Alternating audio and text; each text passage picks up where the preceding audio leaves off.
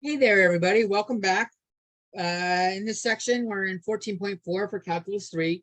We've been working on finding surface areas for weird surfaces of Z where there are functions of f or x and y. But recall that not all surfaces can be described well as functions of x and y. Sometimes it's better using other parameters. So we're going to parameterize the surfaces here. Just talk about it real quick. Common ones we've used were T. We could use U and V as little vectors.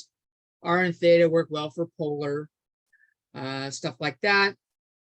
And so then when rather than doing X or Y constant when we do derivatives, we'll do like U or V, holding one of them constant while we do the derivative of the other. So like a fixed, when we have X as a function of U and V, if we hold U constant, it's called a U curve because it's usually not a line. And fixed V will have a constant V curve where V is constant along those lines. Give a couple examples. So we've got a paraboloid,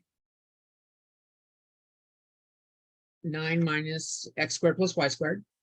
I could let x equal r cosine theta and y equal r sine theta.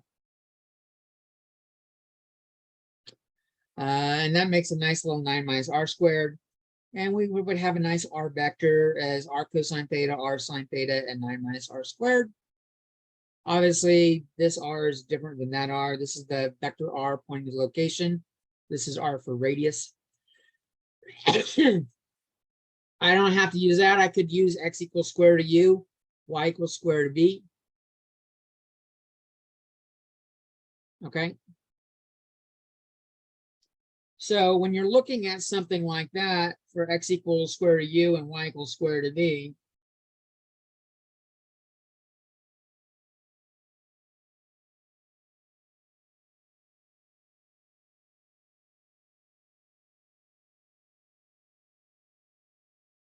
I don't know that I want to, I think that's beyond the scope of doing in this class. I don't really want to do that for you guys.